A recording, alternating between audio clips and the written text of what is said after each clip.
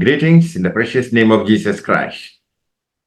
यीशु मसीह के कीमती नाम में मैं आप सबका अभिवादन करता हूँ। Welcome to this Hindi Bible study of Ebenezer Ministries. और मैं आप सभी का इस हिंदी बाइबल स्टडी जो इवेंशन मिनिस्ट्री की तरफ से आप सबका स्वागत करता हूँ। For today's Bible study, let us turn to Gospel according to Saint Matthew, chapter 18, first 5 verses. और आज के लिए हम देखेंगे मत्ती रचित सुसमाचार उसका 18 अध्याय उसका पहला 5 वचन। In that hour, disciples came to Jesus, saying, "Who then is greatest in the kingdom of the heavens?"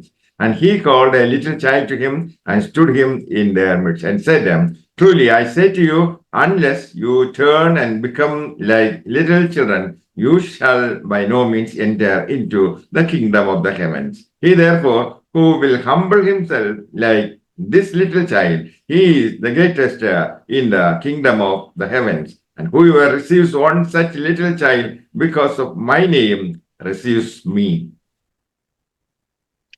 उस घड़ी चेले यीशु के पास आकर पूछने लगे, स्वर्ग के राज्य में बड़ा कौन है? इस पर उसने उस एक बालक को पास बुलाकर उसके बीच में खड़ा किया और कहा, मैं तुमसे सच सच कहता हूं कि जब तक तुम ना फिरो और बालकों के समान ना बनो, तुम स्वर्ग के राज्य में प्रवेश नहीं कर पाओगे। जो कोई अपने आप को इस बालक के समान छोटा करेगा, वह स्वर्ग के राज्य में बड़ा होगा, और जो कोई मेरे नाम से एक ऐसे बालक को ग्रहण करता है, वह मुझे ग्रहण करता है। This chapter deals with the way we should live and act in the kingdom of the heavens. और ये जो अध्याय है जो हमें बताता है कि हमें जो है जो स्वर्ग और जो स्वर्ग का राज्य है उसके उस हिसाब से हमें जीवन को जीना है। We should become like little children. और हमें जो है एक छोटे बच्चे की तरह हमें बनना है। We should not stumble others or set any stumbling block. और हमें जो है दूसरे लोगों को गुमराह नहीं करना है और अपने आप को उनके जीवन के लिए रुकावट नहीं बनाना है। 3, we should not despise even a little believer. और हमें जो है वो अगर जो कम जो विश्वासी हैं उनको और भी गुमराह नहीं करना है, उन्हें घृणा की दृष्टि से नहीं देखना है। For we should hear the church and not be condemned by it. और हमें जो है हम जो है उसमें चर्च में उनको उनके लिए है, ना कि उनको उन पे दोष लगाने के लिए है। 5, we should forgive a brother without limits.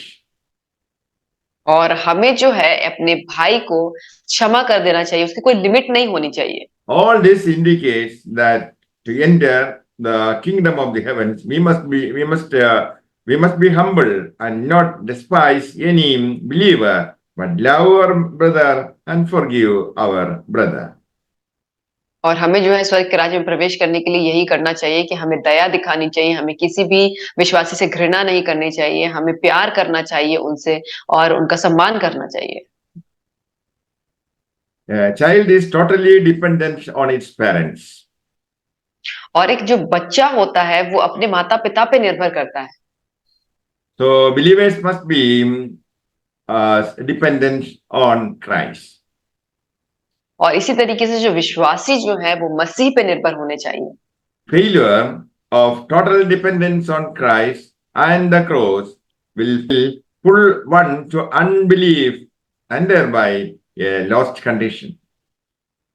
और जो अगर हम उसके मसीह पे निर्भर नहीं करते, उसके क्रूस पे निर्भर नहीं करते, अगर हम उसमें फेल हो जाते हैं तो हम वो अविश्वास में चले जाते हैं। Believers who depend on self will not accept the cross, for that is what it means, and therefore will not receive such a one who does.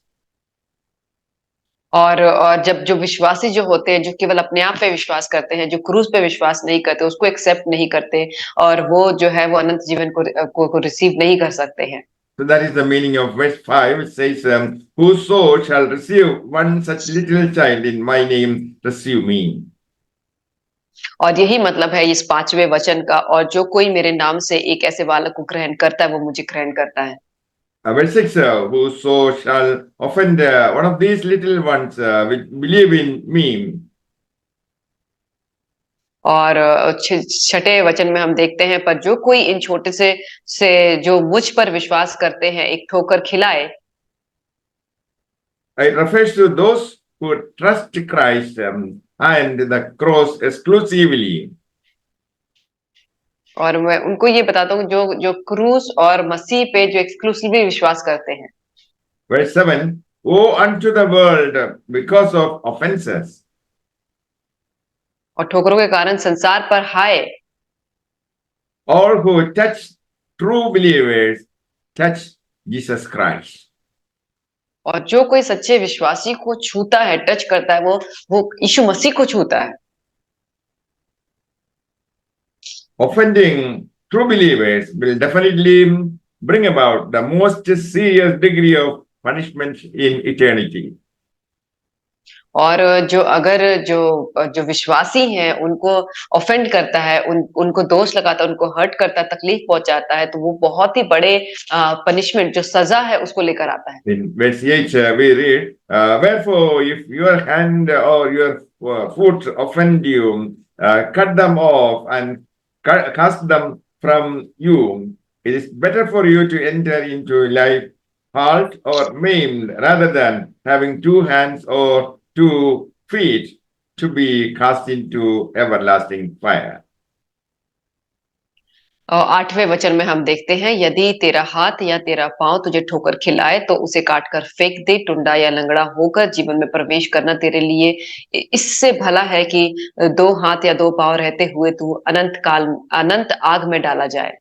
Verse 10, take heed that you despise not one of these little ones, for I say unto you that in heaven their angels do always behold the face of my Father which is in heaven. और 10वें वचन में हम देखते हैं, देखो तुम इन छोटे में से किसी को तुच्छ न जानना, क्योंकि मैं तुमसे कहता हूं कि स्वर्ग में उनके दूत मेरे स्वर्ग पिता का मुंह सदा देखते हैं। Every believer, every true believer is assigned an angel who reports to the Heavenly Father any and all things pertaining to that believer. और हर एक विश्वासी को परमेश्वर पिता ने 2 स्वर्गदूत दे रखे हैं, और वो 2 स्वर्गदूत उस विश्वासी के बारे में सारी बातें, सब कुछ जो रिपोर्ट होती है वो परमेश्वर पिता को देते हैं। So the word of God says that we should become as little children. और परमेश्वर का वचन ऐसा कहता है कि हमें जो है एक छोटे बच्चे के समान होना है। Christ's disciples are to imitate the virtues of a child. और जो मसीह के जो चेले होते हैं, उन्हें जो बच्चे का जैसे कैरेक्टर होता है, उसके जो गुण होते हैं, उसको लेकर आना है। And the Lord bless you all with these words. Amen. परमेश्वर आप सबको इन वचनों के द्वारा आशीष करें। आमीन।